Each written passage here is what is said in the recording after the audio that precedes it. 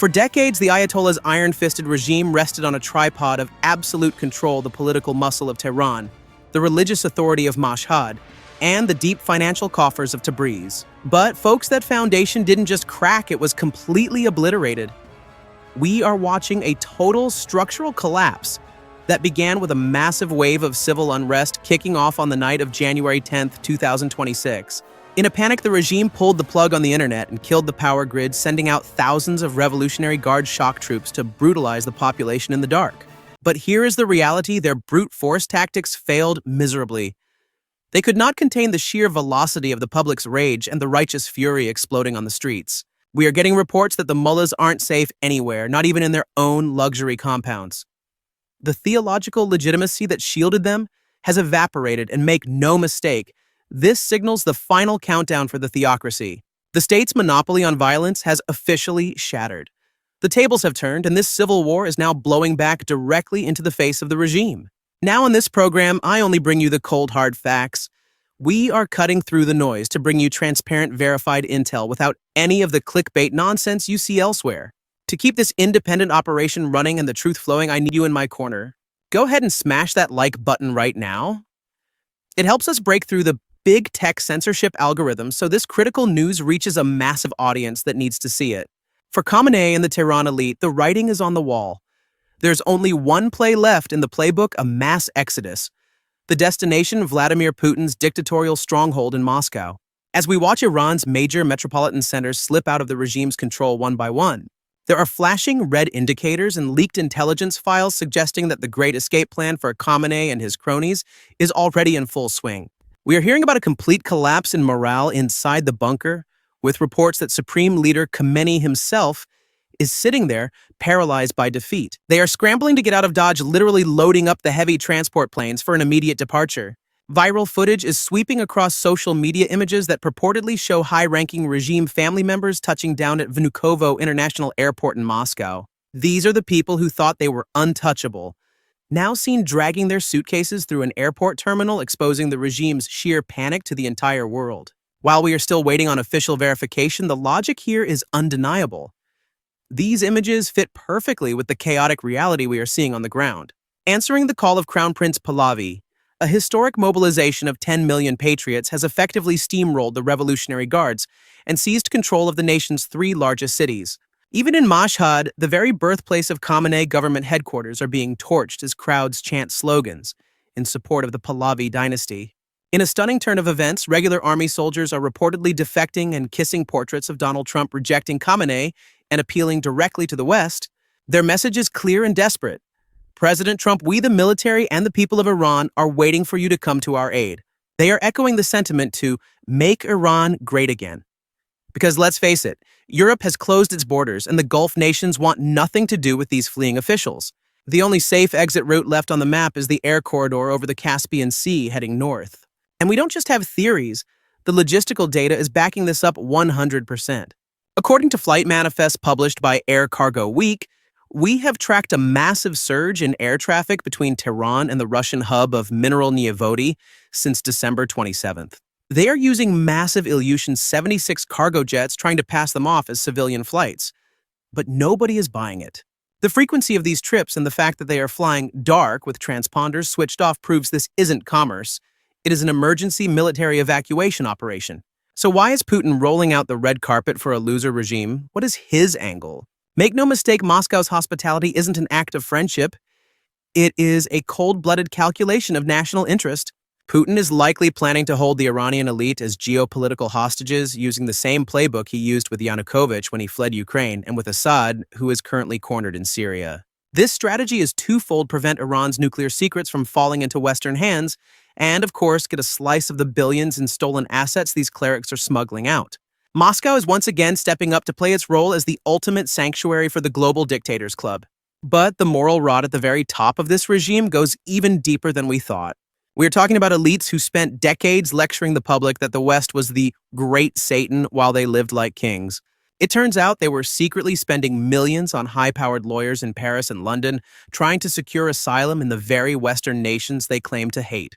The visa applications for the families of Parliament Speaker Kalibaf and former President Rouhani are the ultimate proof of this staggering hypocrisy and the regime's total implosion. Intelligence leaks obtained by the Times reveal that Khamenei's so-called Plan B was designed to trigger the moment his security forces lost control of the streets. The elaborate preparations to evacuate the country with his son Mojtaba and a core team of 20 loyalists show this was always the endgame. It is a tacit admission that the regime is finished de facto, and now it is just a matter of watching the clock run out. And folks, when a regime like this goes down, the people aren't the only ones fleeing. The national wealth is vanishing too. British MP Tom Tugendhat confirmed this in Parliament, stating that planes are flying out of Iran heavy with gold and coming back loaded with Russian weaponry. This confirms from an official source that what we are witnessing isn't just an escape. It is an organized, state-sponsored heist.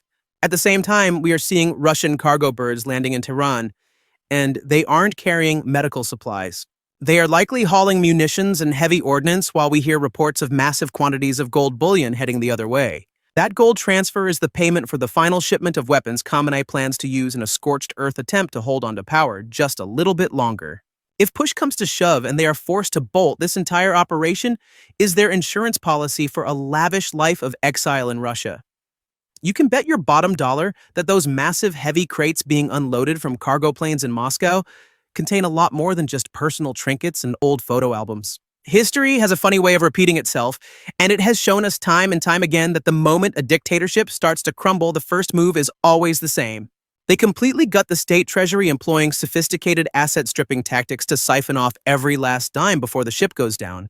We are seeing a replay of 1979 when the Shah Pahlavi allegedly fled with a fortune, but this time it is happening on steroids, a heist on a massive scale, orchestrated under the watchful eye and military umbrella of the Kremlin.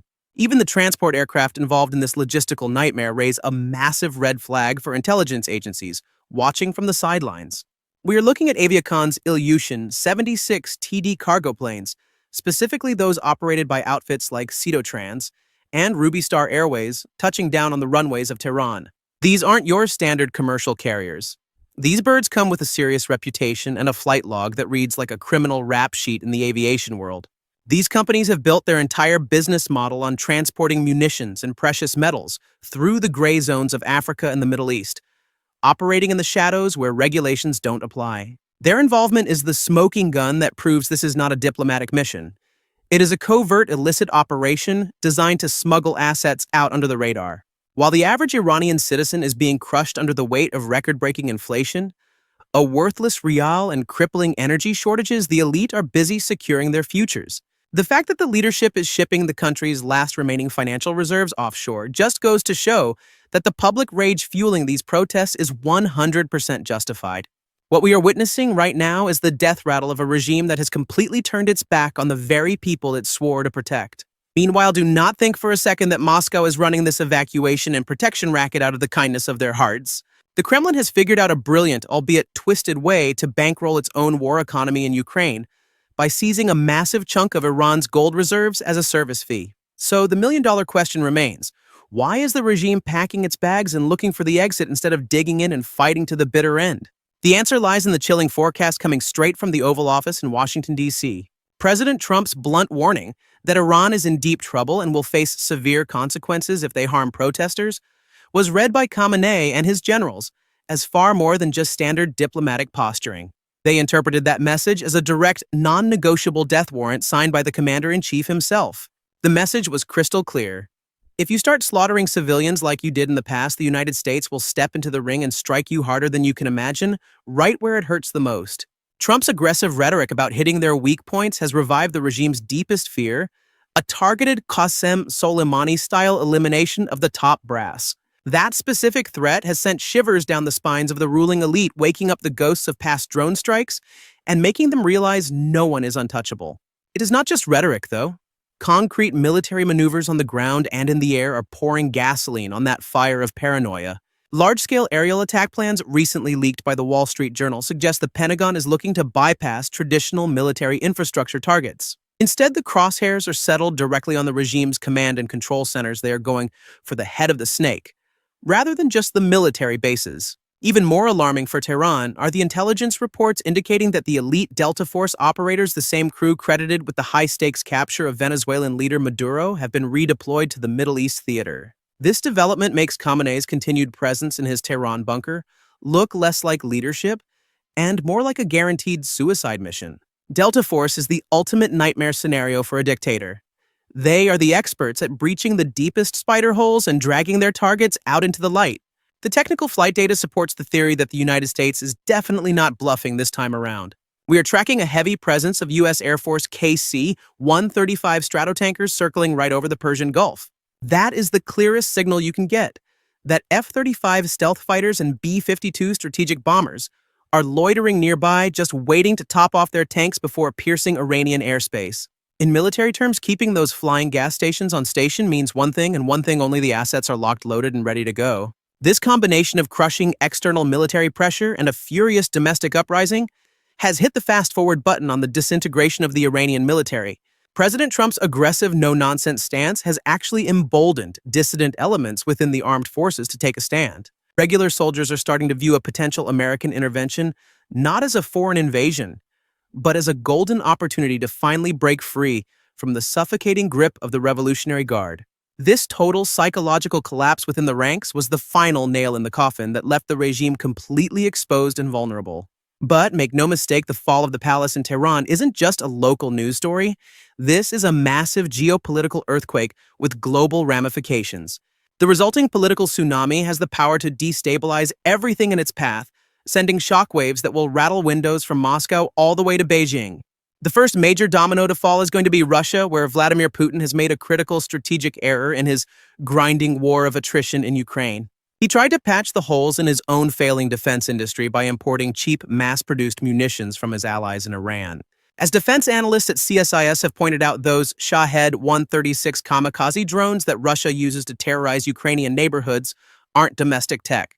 They are not products of Moscow's engineering. They are prefabricated plug-and-play solutions shipped directly from Tehran. The lifeline of the Russian army right now relies heavily on a ghost fleet operating in the murky waters of the Caspian Sea. Investigations by major networks like CNN confirm that these vessels are running constant weapons shuttles visible on satellite imagery, but effectively invisible to trackers because they switch off their transponders. Once the Iranian regime crumbles, those ships are going to be left to rot and rust in Caspian ports with nobody left to give the orders. The steady stream of technicians and support staff to Moscow will be severed instantly, and we have to ask ourselves, what does that mean for Putin's war machine? The Kremlin's strategy of relying on a bargain bin air force is about to be wiped off the face of the earth overnight. That tactic of overwhelming Ukrainian air defenses with waves of cheap disposable tech is destined for a spectacular failure. But here's the real headline nobody is talking about. We need to look closely at Russia's drone assembly facilities in the Alabuga region because they are the heart of this operation. These facilities are now staring down the barrel of a complete shutdown due to a critical shortage of essential components that were supposed to come from their partners in Iran. Once that supply chain snaps from the fiber optic cables that Russia is incapable of manufacturing on its own, all the way to the specialized engine components, Putin's eyes in the sky are going to go dark, leaving his forces blind on the battlefield. We are looking at a logistical catastrophe of epic proportions that is going to absolutely crush Russia's firepower and leave their frontline units exposed and vulnerable. And it gets even worse. According to a bombshell special report from Reuters, Tehran has been funneling hundreds of ballistic missiles to Russia to keep the war machine running. When that spigot gets turned off, the Russian artillery and missile units operating in Ukraine are effectively going to be sentenced to total strategic blindness.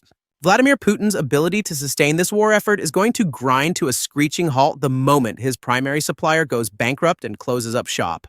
For the Russian military command, we are not just talking about a standard ammunition shortage here. This is a direct, fatal heart attack to their entire logistics network. The Kremlin is going to find itself completely unable to source the missiles necessary to strike targets deep inside Ukrainian territory. Without that deep strike capability, their defensive lines are going to crumble like a house of cards in a hurricane. The second massive shockwave from this collapse is going to slam directly into the Chinese economy and completely upend Beijing's energy security doctrine. For years, the government in Beijing has been turning international sanctions against Iran into a massive business opportunity, gaming the system for their own benefit. They secured massive profit margins by snapping up Iranian crude oil that nobody else dared to touch at a massive discount of 20 to 30% below the global market rate. If you look at the data coming out of Bloomberg, China is single-handedly absorbing a staggering 90% of Iran's total oil exports right now. This setup has essentially meant heavily subsidized energy fueling the massive industrial complex of China, giving them an unfair edge. However, that entire economic equation is going to shatter the moment the regime changes and Iran is reintegrated into the global financial system. A new pro-Western or even neutral Iranian government is going to sell its oil to Europe or India at fair market value once those sanctions are lifted, leaving Beijing out in the cold. For China, the golden era of discount fuel is officially over. The logistical support line is being cut and that ammunition for their economic engine is not getting replenished. You have to understand that for a mercenary army, loyalty has a very strict expiration date. It ends the exact same day the last check clears the bank. We are going to see Hezbollah facing catastrophic financial difficulties in a matter of weeks, which will completely gut their operational capabilities. Even though the Iranian regime hasn't physically occupied global choke points like the Strait of Hormuz or the Bab el-Mandeb Strait, they have played a dangerous game there. For years, they have effectively held these waters hostage using proxies and asymmetric threats to terrorize global shipping lanes. This instability aimed at the West has been one of the single biggest geopolitical hurdles we have faced in the region. Once that obstacle is removed from the corridor, cargo coming out of India is going to flow smoothly and safely toward European markets right through the Arabian Peninsula. This isn't just about shaving a few days off shipping times. This is a fundamental restructuring of how the world does business. We are talking about establishing a high-quality, secure trade route built on alliances that stands as a direct counter to China's Belt and Road Initiative. The liberation of Iran is effectively synonymous with the liberation of global trade routes from the threat of piracy and state-sponsored terror. Ladies and gentlemen, the game is finally over. As you can clearly see, the fires burning in the streets of Tehran didn't just singe a dictator's throne. They simultaneously incinerated Moscow's drone factories, Beijing's energy calculations, and the terror networks across the Middle East. Khamenei and his elite circle might grab their gold bars and run, but there is no running away from the judgment of history. The fact that they are seeking refuge in Russia doesn't show Putin's strength. It highlights his desperate weakness and isolation. It proves that the so-called Club of Dictators is no longer a global power center. It has devolved into a refugee camp for failed tyrants. The Shah was right all along. The warnings were issued, the red lines were drawn, and the Iranian people have finally made their ultimate decision to take back their country. The world is waking up in 2026 to an axis of evil that has lost a key pillar of Middle East without rampant terrorism and a free Tehran. This collapse isn't just a strategy, it is a global awakening. I'm going to keep monitoring this situation around the clock to bring you the latest developments as they break. Make sure you smash that like button and subscribe to the channel. It really helps keep this operation running and independent. And if your financial situation allows for it, consider picking up a channel membership, which I have kept at the lowest possible price point. Thank you so much for watching and for your continued support.